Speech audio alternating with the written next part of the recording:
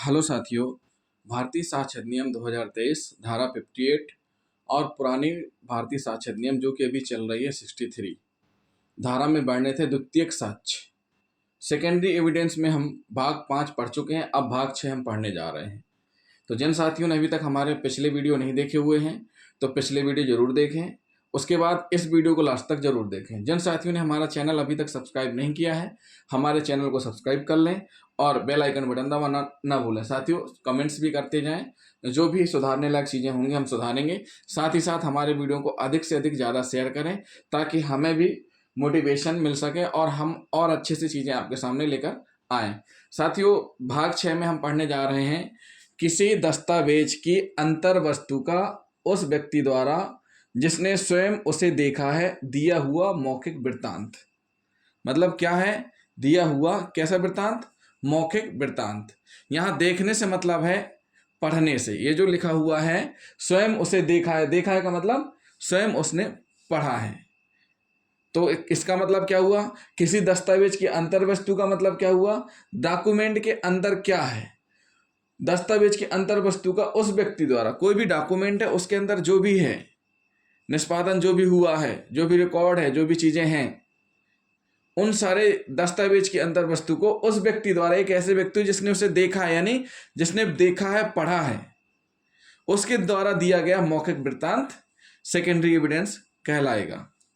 कभी कभी ऐसा होता है कि ना तो मूल और ना उसकी प्रमाणित प्रतिलिपि ही उपलब्ध होती है। देखिए, कभी कभी ऐसी कंडीशन हो जाती है कि ना तो मूल उपलब्ध होता है ना ही उसकी प्रमाणित प्रतिलिपि उपलब्ध होती हैं। लेकिन साथियों, एक बात और बता दें, ये जो चीजें हैं किसी की व्यक्तिगत गलती से नहीं होना चाहिए। मतलब किसी की व्यक्तिगत गलती से मूल और प्रमाणित प्रतिलिपि उपलब्ध ना हो, ऐसी कंडीशन ना हो। जैसे व्यक्तिगत गलती, उसने स्वयं नष्ट कर दिया हो, उसने स्वयं डिलीट कर दिया हो, उसने स्वयं फाड़ के फेंक दिया हो, ये उसकी व्यक्तिगत गलती नहीं होनी चाहिए। क्यों? क्योंकि ये इस स्थिति में फिर वो मान्य नहीं है। कभी कभी ऐसा होता है कि ना तो मूल और ना उसकी प्रमाणित प्रतिलिपि ही उपलब्ध होती है। ऐसे मामलों में इतना ही पर्याप्त होता है कि यदि कोई व्यक्ति जिसने दस्तावेज पढ़ा हो, अर्थात जो व्यक्ति पढ़ने में समर्थ हो, मतलब जिसने दस्तावेज पढ़ा हो, जिस दस्तावेज की बात हो रही है, जो दस्तावेज उपलब्ध नहीं है, जिसकी प्रमाणित प्रतिलिपि भी उपलब्ध नहीं है, दस्तावेज पढ़ा हो अर्थात व्यक्ति पढ़ने में समर्थ हो, वही व्यक्ति अंतर वस्तुओं का वृत्तांत देने के लिए पेश किया जाता है। मतलब जिसने दस्तावेज पढ़ा हो उसी व्यक्ति को अंतर वस्तुओं का वृत्तांत यानी वर्णन देने के लिए पेश किया जाता है। कहाँ? कोर्ट में। उसने मूल प्रति देखी हो, जिस व्यक्ति को पेश किया जा रहा है उसने क्या किया हो? मूल प्रति देखी हो। एक निरक्षर व्यक्ति दस्तावेजों के अंतर वस्तु के बारे में साक्ष्य नहीं दे सकता। जो पढ़ा लिखा नहीं है, जिसको लिखना पढ़ना नहीं आता है, वह व्यक्ति दस्तावेजों के अंतर वस्तु के बारे में साक्ष्य नहीं दे सकता है। और हम आगे पढ़ेंगे साथियों। हमने आपको देखा से मतलब बता दिया। देखा से मतलब क्या होता है? पढ़ने से होता है। अब बात आती है, क्या आती है कि कभी कभी हम देखते हैं समाचार पत्रों में छपने वाली बात, समाचार में कभी कभी छप जाती बात। तो एक वाकया है जो हम आपको बताने जा रहे हैं। वाकया क्या है? जहां एक चुनाव याचिका में यह साबित करना आवश्यक था, कि विजयी प्रत्याशी ने अपने भाषण में क्या कहा था। माननीय उच्चतम न्यायालय ने इस बात को साबित करने के एक समाचार पत्र में जो उसका भाषण छपा था उसको ना तो सुसंगत माना ना ही पर्याप्त। और माननीय न्यायालय ने क्या कहा ये हम आपको बताएंगे। समाचार पत्रों में जो छपी होती है खबर, उसको माननीय न्यायालय ने क्या बताया है। एक चुनावी याचिका थी जिसमें विजयी भाषण छपा हुआ था।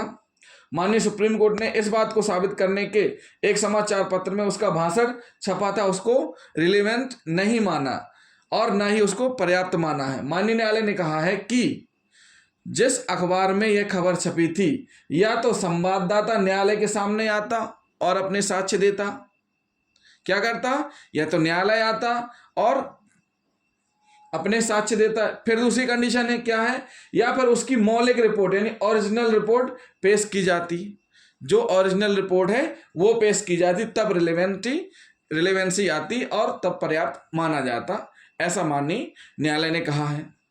और जो विजयी भाषण है, ये तो अखबार में हो गया, उस विजयी भाषण को क्या कर लिया गया, टेप कर लिया गया। विजयी भाषण को, उसके भाषण की टेप भी सबूत नहीं मानी गई। जो उसने भाषण दिया था उसको रिकॉर्ड भी किया गया था, लेकिन माननीय न्यायालय ने उसको भी सबूत नहीं माना।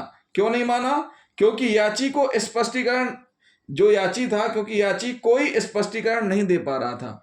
जो याची था वो कोई स्पष्टीकरण नहीं दे पा रहा था।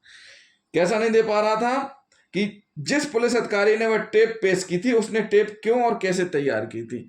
जिस पुलिस अधिकारी ने वह टेप पेश की थी, उसने टेप को क्यों और कैसे तैयार की थी, टेप को कैसे संभाल कर रखा था, कैसे याची को टेप के अस्तित्व का पता लगा था। ये सारी की सारी चीजें जो याचिका करता है वो जवाब नहीं दे पाया। इस स्थिति में क्या हुआ, इसको भी सबूत नहीं माना है माननीय सुप्रीम कोर्ट ने। साथियों, एक बात हम आपको बता दें, समाचार पत्र में रिपोर्ट के आधार पर जनहित याचिका PIL ग्रहण की जा सकती है यदि मुख्य न्यायमूर्ति या उनका नाम निर्दिष्ट यह पाते हैं कि जानकारी से संविधान द्वारा गारंटीकृत मौलिक अधिकारों का घोर अतिक्रमण प्रकट होता है।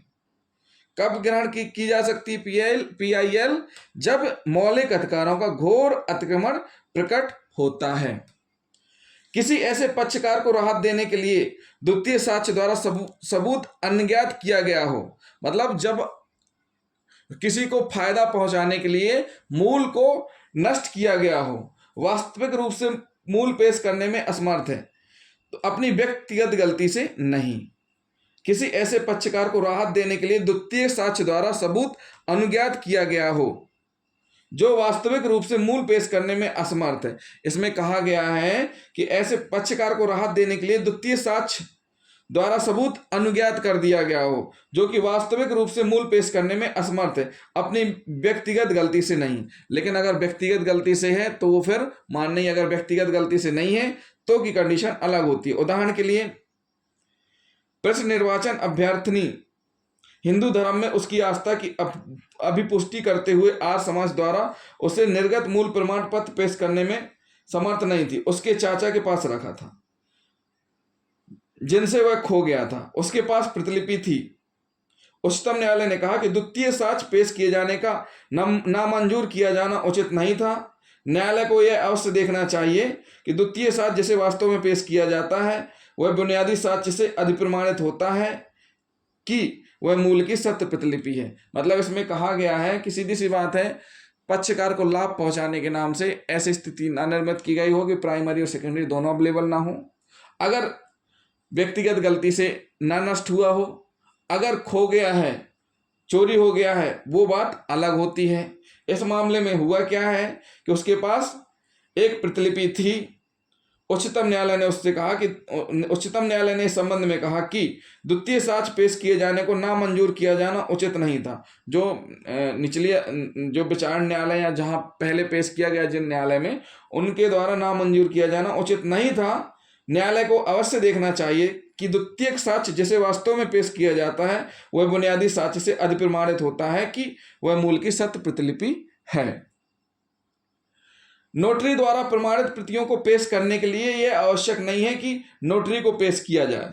उसके द्वारा प्रमाणित फोटोकॉपी अपने आप में सबूत है कि उसने मूल दस्तावेज को देखकर ही प्रमाणित किया हो। क्या किया हो? मूल दस्तावेज को देखकर ही प्रमाणित किया होगा।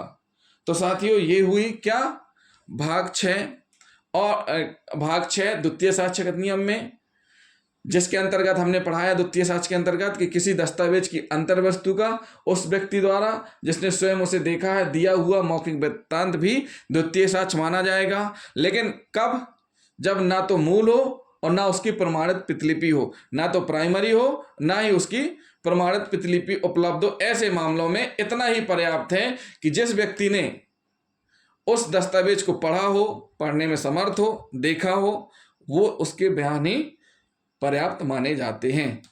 तो साथियों, अगले वीडियो में भाग 7 में द्वितीय साक्ष्य के भाग 7 में हम आपको मौखिक स्वीकृतियां, लिखित स्वीकृतियां, मौखिक स्वीकृतियां, लिखित स्वीकृतियां और किसी ऐसे व्यक्ति का साक्ष्य जिसने किसी दस्तावेज की जांच की है जिसके मूल में अनेक लेखें या अन्य दस्तावेज अंतर्विष्ट हैं, जिनकी सुविधाजनक रूप से न्यायालय में जांच नहीं की जा सकती है, और जो ऐसे दस्तावेजों की जांच करने में कुशल हो। ये हम सब आपको अगले वीडियो भाग 7 में बताएंगे। तो जिन साथियों ने अभी तक हमारा चैनल सब्सक्राइब नहीं किया है तो हमारे चैनल को सब्सक्राइब जरूर कर लें। द्वितीयक साक्ष्य हम अगले वीडियो में कंटिन्यू करेंगे। थैंक यू दोस्तों।